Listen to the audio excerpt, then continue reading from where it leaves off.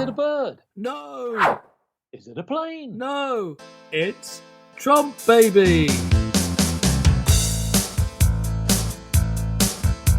Hello and welcome to the show. Colourful conversations with Clergyman Pete and Businessman Mark. This week we debate Trump baby and the inflated ego.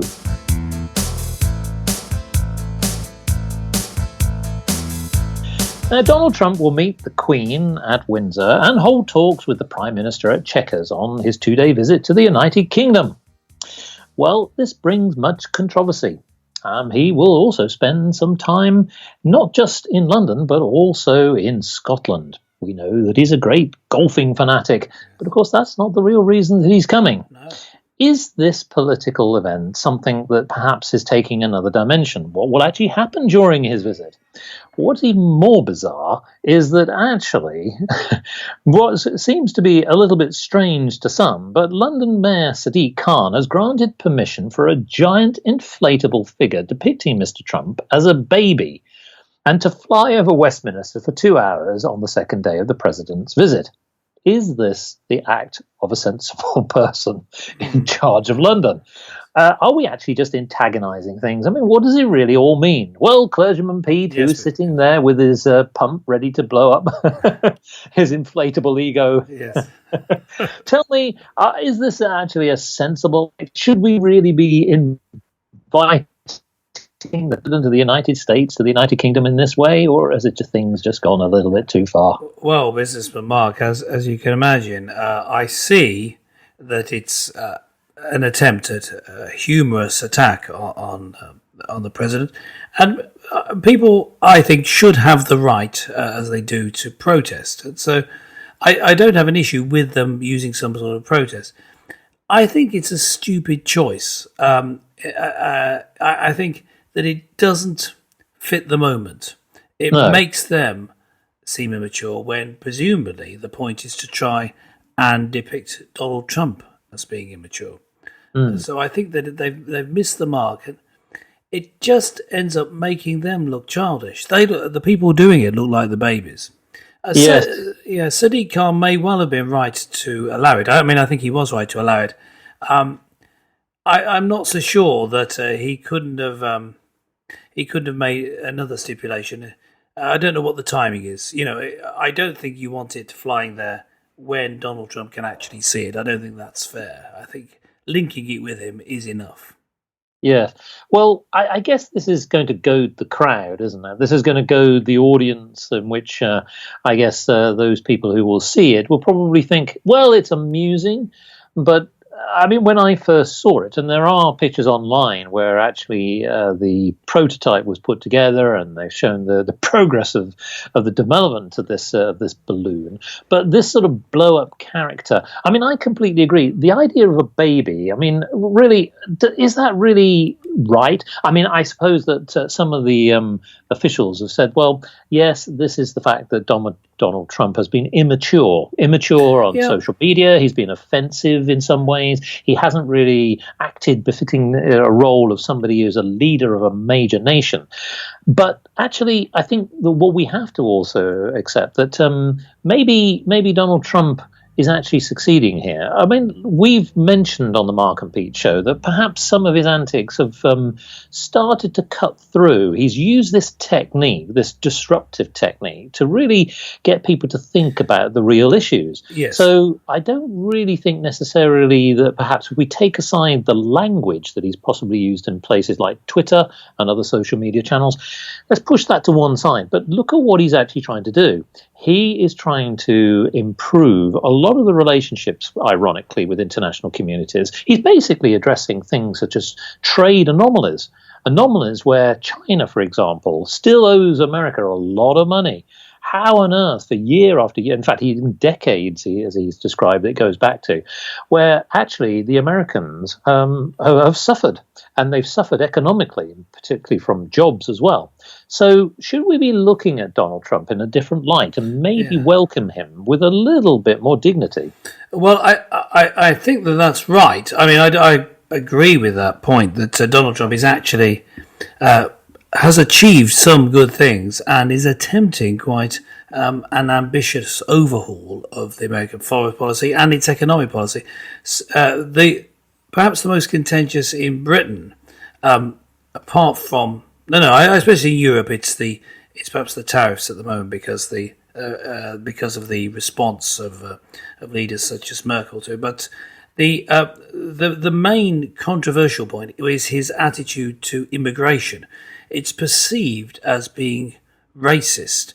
I mean, a lot of this rhetoric, of course, was from when he was positioning himself as a really fundamentalist Republican candidate, a conservative candidate in the run up to the primaries, not actually so much as presidential candidate or as president, but he still needs to keep his base on board and uses strong language when he talks about the need to control immigration. Yes. Now, I know that I mentioned before that he's due to meet the Queen. So now, fly on the wall scenario here, folks. What on earth can you imagine the conversation and agenda points are going to be there? So if you were a little fly on the wall, what would you like to sort of see unfold in that scenario? Well, the thing is, here's the strange thing. When what I'd like them to have a proper conversation and be able to actually talk through some issues. It might well be helpful, and I think that the Queen, although she finds public speaking difficult, is pretty confident in these situations these days. I've been doing it for many years. Certainly, the feedback that we get from people who are around her show that she's extremely knowledgeable and is able to give a bit of wisdom into politicians' careers. So that would be good if she could do that. Well, she's met many presidents, we know, and past and present. This will be interesting to sort of see whether Donald Trump will actually listen, because he's not noted for his, and this is where maybe the little Trump baby bit does come into effect. Yes, that he doesn't actually act a little bit more maturely by taking advice, and that's why I mentioned about what would the conversation be. He is renowned for not taking advice, but I don't. The thing is, although I can see that's true, if he's made up his mind about something, that's it. It seems. But he does, paradoxically, seem to be good at delegating. So he will hand over a whole portfolio to someone and expect them to do it.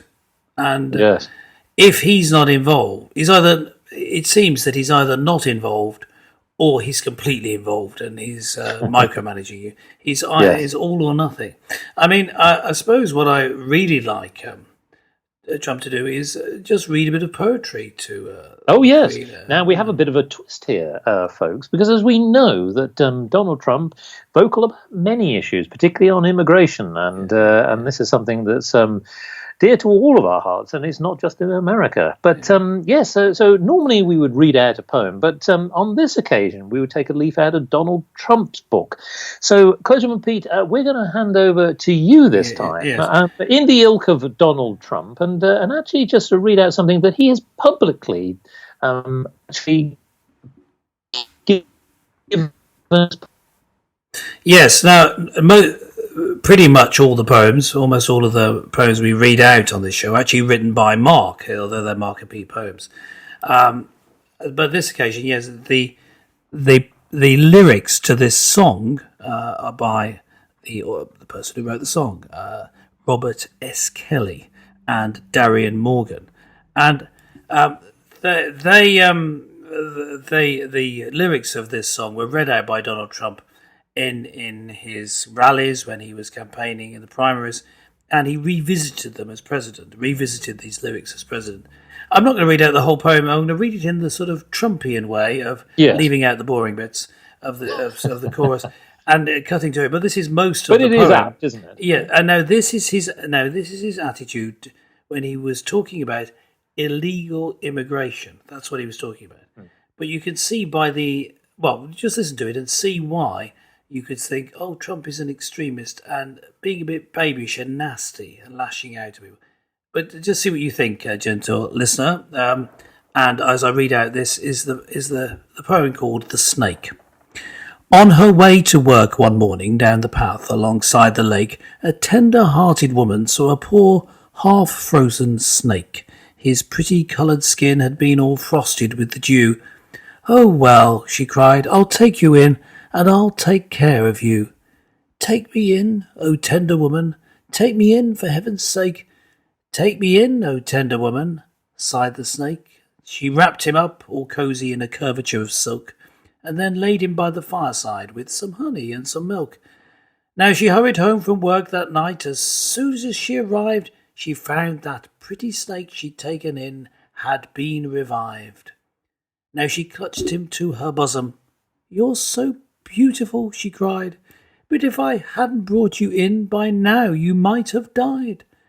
Now she stroked his pretty skin, then she kissed and held him tight. But instead of saying thanks, that snake gave her a vicious bite. "I saved you," cried that woman, "and you've bit me even. Why? You know your bite is poisonous, and now I'm going to die."